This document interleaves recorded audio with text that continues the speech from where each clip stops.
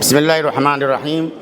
الحمد لله رب العالمين والصلاة والسلام على المبعوث رحمة للعالمين سيدنا محمد وعلى آله وصحبه وسلم. معالي السيد إبراهيم أبو غالي رئيس الاتحاد البرلمان العربية mudane Ibraahim Boqaali gudoomiyaha midowga baarlamaanada carabta ahna gudoomiyaha golaha shacbiga qaranka Algeria mudanayaal iyo marwooyin madaxda iyo xubnaha ergada baarlamaanka carabta martida qaaliga dhamaantiin assalaamu calaykum waraxmatullaahi wa barakaatuh. ugu horeyn anigoo ku hadlaya magaca golaha shacabka ee baarlamaanka jamhuuriyadda federaalka Soomaaliya waxaan mahad ballaaran u soo jeedinayaa jamhuuriyadda dimuqraadiga shacabka ee walaalaha Algeria hoggaankeeda iyo shacabkeedaba martigelinta shirkan muhiimka ah soo dhaweyntii diiranayd martisoorkii deeqsinimada lahaa iyo madasha aan goobjooganahayba. mudanayaal iyo marwooyin shirkayaga waxa uu qabsoomayaa iyadoo ay jiraan duruufo heer gobol iyo mid heer caalami ah oo aad u qalabsan mugdina geliyay shucuubtayada iyo ummadeena. tani waxayna saaraysaa mas'uuliyad laba jibaaran oo ah in aan qaadano mowqifyo cadcad oo aan kor ugu qaadno doorka midowga baarlamaanada carabta si ay u noqdaan madal wax ku ool ah oo saameyn leh oo ka turjumaysa himilooyinka shucuubtayada iyo gudbinta fariimaha ay u dirayaan adduunka oo ku hadlaya luuqad xoog leh isku duubni iyo sharciba. arrimahaas waxaa ugu horeeya dagaalka ka socda Falastiin gaar ahaan marinka Gaza. وفي مقدمة تلك القضاء تأتي الحرب المستمرة في فلسطين وخاصة في قطاع غزة في ظل عدوان الإسرائيلي همجي لا يراعي أي قانون دولي ولا يلتمس بأي قيمة إنسانية وإنما يتعرض له الشعب الفلسطيني في غزة والسلاح والغذاء. xaaladan oo kale waxaan xaqiijinaynaa taageeradayada adag oo aan kala go'a lahayn ee aan u hayno xuquuqda lama taabtaanka ah ee reer Falastiin oo ay ugu horeyso xaq ay u leeyihiin inay iska caabiyaan iyo in la dhiso dowlad madax bannaan oo Qudus caasimad u ah. waxaan dalbanaynaa in si degdeg ah loo qaado go'doominta xaqdarada ah ee Gaza iyo joojinta gardaradaba.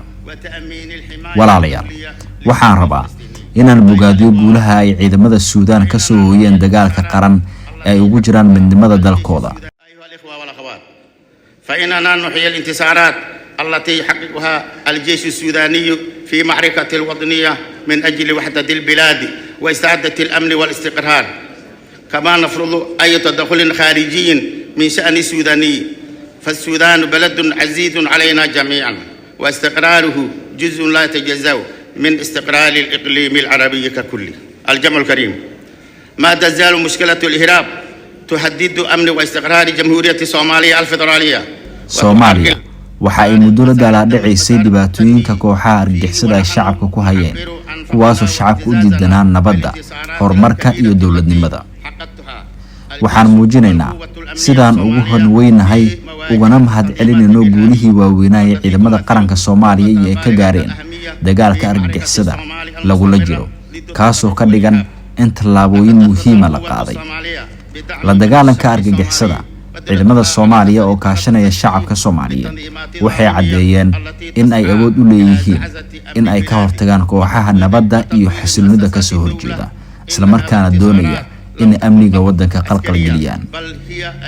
mudanayaal iyo marwooyin isbedelada xawliga ee dunida maanta ay ku tallaabsanayso ee ku wajahan arrimaha shucuubta waxay nooga baahan yihiin inaan dhisno aragti baarlamaan carabeed oo midaysan oo la jaan qaadi kara caqabadahaas difaacaya danaha shucuubtayada ilaalinaya mabaadi'da cadaaladda iyo is-ixtiraamka. arrimaha gudaha ee dowladaha waxaan sidoo kale soo jeedinayaa in la sameeyo kormeerayaal baarlamaan oo carab ah si ay ula socdaan oo ay u diiwaangeliyaan xadgudubyada ka dhanka dadyowga carabta oo ay ugu horeeyaan Falastiiniyiinta la haysto iyo in la dhaqaajiyo diblomaasiyadda wadajirka ee baarlamaanka carabta iyadoo loo marayo booqashooyin rasmi ah iyo kulamo xiriirin ah oo la yeesho baarlamaanada dalalka saameynta leh ee adduunka. gabagabadii waxaan mar kale u mahad celinayaa jamhuuriyadda aan walaalaha nahay ee Algeria oo martigelisay shirkan muhiimka ah. waxaan rajo weyn ka qabaa tallaabooyinka iyo go'aanada wanaagsan ee ka soo bixi doona shirkan. dhammaantiin waad ku mahadsantihiin dhegeysiyaga. على حسن استماعكم والسلام عليكم ورحمة الله وبركاته.